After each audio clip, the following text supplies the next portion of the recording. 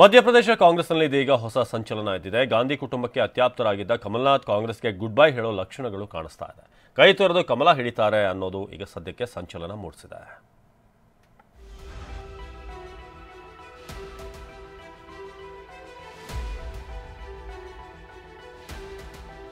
ಕಾಂಗ್ರೆಸ್ ತೊರೆದು ಬಿಜೆಪಿ ಸೇರ್ತಾರ ಕಮಲ್ನಾಥ್.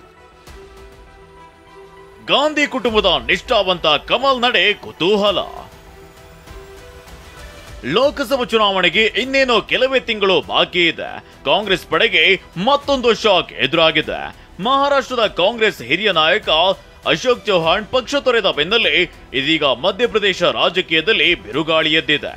ಮಧ್ಯಪ್ರದೇಶದ ಮಾಜಿ ಸಿಎಂ ಕಾಂಗ್ರೆಸ್ನ ದಂಡನಾಯಕ ಗಾಂಧಿ ಕುಟುಂಬದ ನಿಷ್ಠ ಕಮಲ್ನಾಥ್ ಕಾಂಗ್ರೆಸ್ ತೊರೆದು ಬಿಜೆಪಿ ಸೇರ್ತಾರೆ ಅನ್ನೋ ಚರ್ಚೆ ಶುರುವಾಗಿದೆ.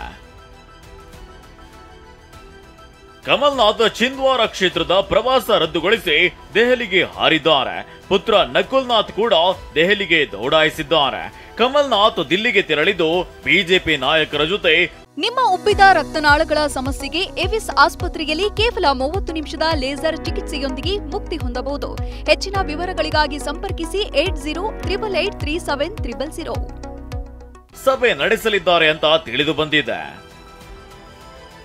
ಸೋಷಿಯಲ್ ಮೀಡಿಯಾ ಖಾತೆಯಿಂದ ಕಾಂಗ್ರೆಸ್ ಪದಕ್ಕೆ ಕೋಕ್. ಕಮಲ್ನಾಥ್ ಪುತ್ರ ನಕುಲ್ನಾಥ್ ಸೋಷಿಯಲ್ ಮೀಡಿಯಾ ಖಾತೆಯಲ್ಲಿ ಕಾಂಗ್ರೆಸ್ ಎಂಬ ಪದ ಕೈಬಿಟ್ಟಿದ್ದಾರೆ. ನಕುಲ್ನಾಥ್ ನಡೆಯಿಂದ ಸಾಕಷ್ಟು ಕುತೂಹಲ ಮೂಡಿದೆ. ಚುನಾವಣಾ ರಾಜಕೀಯದಿಂದ ಹೊರಗಿರಲು ಬಯಸಿರುವ ಕಮಲ್ನಾಥ್ ರಾಜ್ಯಸಭೆ ಟಿಕೆಟ್ ಸಿಗಲಿದೆ ಅಂತ ಭಾವಿಸಿದ್ರು. ಆದ್ರೆ ತಮ್ಮ ಹೆಸರು ಪಟ್ಟಿಯಲ್ಲಿ ಇಲ್ಲದ ಕಾರಣ ಅಸಮಾಧಾನಗೊಂಡಿದ್ದಾರೆ ಎನ್ನಲಾಗಿದೆ. ನಾನು ಬಿಜೆಪಿಗೆ ಸೇರೋ ಸುದ್ದಿ ಊಹಾಪೋಹೆ ಎಂದ ಸಿದ್ದು. ಒಂದ್ ಕಡೆ ಕಮಲ್ನಾಥ್ ನಡೆ ಕುತೂಹಲ ಕೆರಳಿಸಿದ್ರೆ, ಇತ್ತ ನವಜೋತ್ ಸಿಂಗ್ ಸಿದ್ದು ಕಾಂಗ್ರೆಸ್ ತೊರೆಯುವ ಸಾಧ್ಯತೆ ಇದೆಯಂತ ಹೇಳಲಾಗ್ತಿದೆ. ಫೆಬ್ರವರಿ 22ರ ನಂತರ ಸಿದ್ದು ಜೊತೆ 3 ಕಾಂಗ್ರೆಸ್ ಶಾಸಕರು ಬಿಜೆಪಿ ಸೇರಬಹುದು ಅನ್ನೋ ಮಾತುಗಳು ಸುಳಿದಾಡ್ತಿದೆ. ಆದ್ರೆ ನವಜೋತ್ ಸಿಂಗ್ ಸಿದ್ದು ಇದನ್ನ ತಳ್ಳಿ ಹಾಕಿದ್ದಾರೆ. ಸಿದ್ದು ಟ್ವೀಟ್ ಮಾಡಿ ಮಾಹಿತಿ ನೀಡಿದ್ದಾರೆ. ಹಳೆ ಟ್ವೀಟ್ ಅನ್ನ ರೀಪೋಸ್ಟ್ ಮಾಡಿ ಸ್ಪಷ್ಟಪಡಿಸಿದ್ದಾರೆ. ದೆಹಲಿಯಲ್ಲಿ ನನ್ನ ಮಾರ್ಗದರ್ಶಕರಾದ ರಾಹುಲ್ ಜಿ ಮತ್ತು ಸ್ನೇಹಿತೆ ತತ್ವಜ್ಞಾನಿ ಮಾರ್ಗದರ್ಶಿ ಪ್ರಿಯಾಂಕಾ ಜಿ ಅವರನ್ನ ಭೇಟಿಯಾದೆ.